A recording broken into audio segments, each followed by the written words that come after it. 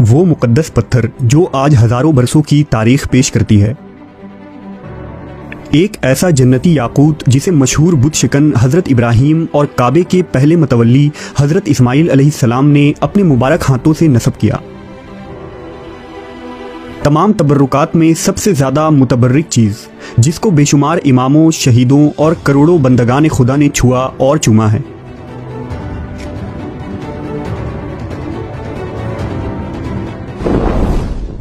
हजर अस्वद अरबी ज़बान के दो अल्फाज का मजमुआ है। हजर अरबी में पत्थर को कहते हैं और असूद स्याह और काले रंग के लिए बोला जाता है। हजर अस्वद वो स्याह पत्थर है जो काबे के जुनूब मशरिकी दीवार में नस्ब है। इस वक्त ये 3 बड़े और मुख्तलिफ शक्लों के कई छोटे टुकड़ों पर मुश्तमिल है। ये टुकड़े अंदाजन 2.5 फीट कतर के दायरे में जुड़े हुए हैं, जिनके गिर्द चांदी का गोल चक्कर बना हुआ है।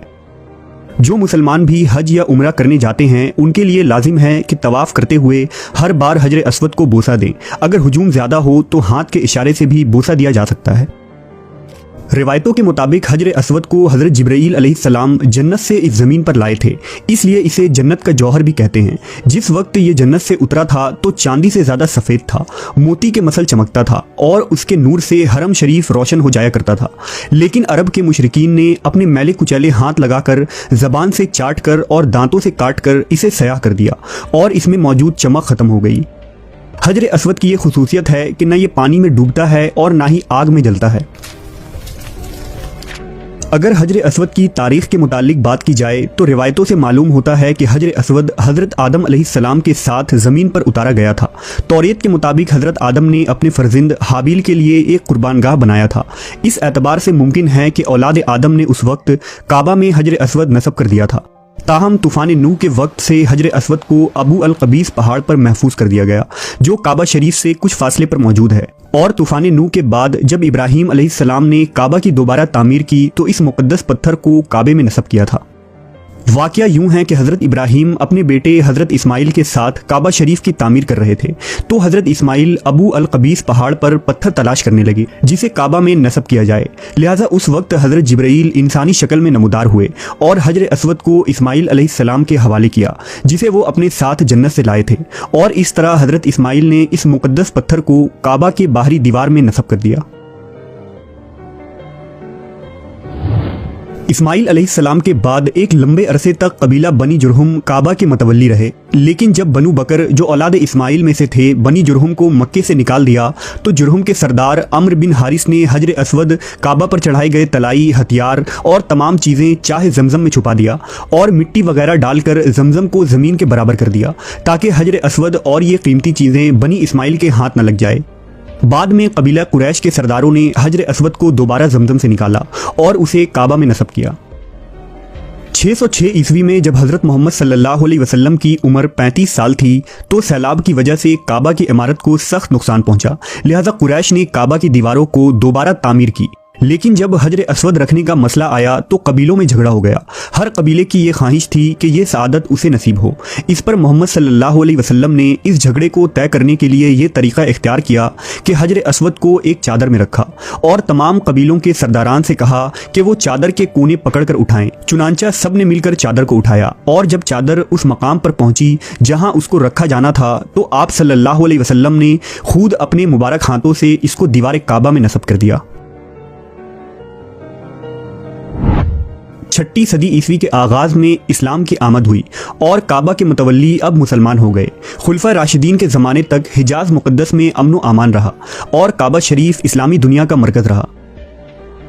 लेकिन बनु उमैया की हुकूमत आते ही इस्लामी तारीख के सयाह बाब का आगाज़ हुआ और 64 हिजरी में बैतुल्लाह को एक ज़बरदस्त नुकसान पहुंचा। दरअसल हज़रत अब्दुल्लाह बिन ज़ुबैर रज़ियल्लाहु ताला अन्हु ने यजीद बिन मुआविया की बैत से इनकार कर दिया और मक्का में अपनी खिलाफत कायम कर दी। लिहाजा यजीद ने शामी फ़ौज को मक्का भेजा ताकि अब्दुल्लाह बिन ज़ुबैर को शिकस्त देकर उन्हें अपना मुती बनाए। हज़रत अब्दुल्लाह बिन ज़ुबैर और उनके साथियों ने यजीदी फ़ौज का डट कर मुकाबला किया और यजीदी फ़ौज को हरम शरीफ के अंदर दाखिल न होने दिया। लिहाजा एक रात यजीदी कोहे अबू कबीस पर चढ़ गए और वहां से मंजनीक के जरिया पत्थरों में आग लगाकर उन्हें हरम शरीफ की तरफ फेंका, जिनसे गिलाफ काबा में आग लग गई और काबा जल गया। ये वाक़या रबीउल अव्वल 64 हिजरी का है। इस हमले की वजह से हजर अस्वद को भी नुकसान पहुंचा और वो स्याह पड़ गया। बहरहाल जंग के खात्मे के बाद हज़रत अब्दुल्लाह बिन ज़ुबैर रज़ी अल्लाह ताला अन्हु ने काबा की दोबारा तामीर कराई और हजर अस्वद को दीवार काबा में नस्ब करके उसके चारों तरफ चांदी का हल्का चढ़ा दिया। हजर अस्वद को दूसरा बड़ा नुकसान तब हुआ जब बनु अब्बास के अहद में करामता फ़िरके का ज़हूर हुआ। ये एक मुल्हिद फ़िरका था जिसका सरदार अबू ताहिर सुलेमान नामी शख्स था। उसने एक लश्कर जर्रार के साथ मक्का पर चढ़ाई कर दी और 317 हिजरी को उसकी फ़ौज हरम में दाखिल हुई। करामती फ़ौज ने मक्का के बेशुमार मुसलमानों का कत्लेआम किया।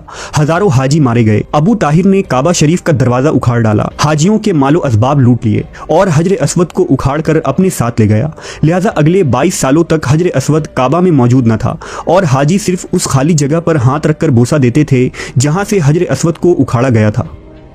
22 सालों बाद फातिमी खलीफा मंसूर बिन अल कायम अल महदी ने करामतियों को 50,000 दीनार देकर हजर अस्वद को वापस लिया और इसे दोबारा मक्का लाया गया। लिहाजा 339 हिजरी को हजर अस्वद फिर अपनी जगह वापस नस्ब कर दी गई।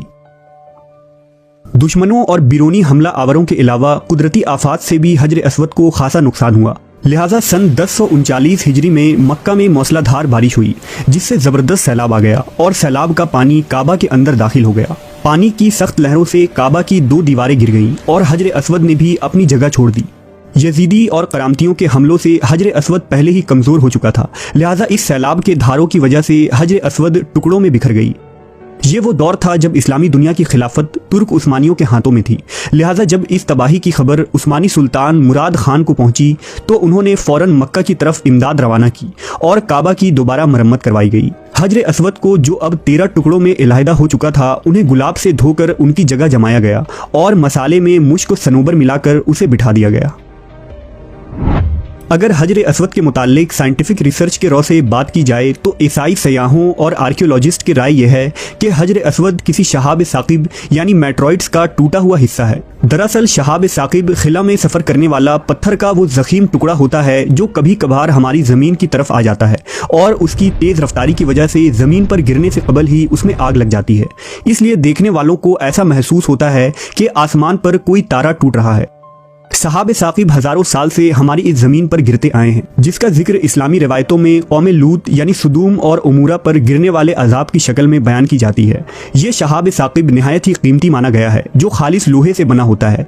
इसी तरह के गिरने वाले एक शहाब साकिब के टुकड़ों से कदीम मिस्र के फ़िरौन तूतनखामन ने अपना एक खंजर बनाया था। इसी तरह कदीम यूनानी भी एक शहाब साकिब के टुकड़े की पूजा किया करते थे। गालिबन इसी वजह से माहिरीन ने यह ख्याल किया कि हजर अस्वद भी शहाब साकिब का कोई टुकड़ा होगा जो कदीम दौर में इस ज़मीन पर गिरा था और लोगों ने उसे काबा शरीफ में नस्ब कर दिया। लेकिन यह नज़रिया एक शरई गलती है क्योंकि अहादीस से यह वाज़ह है कि हजर अस्वद को खुद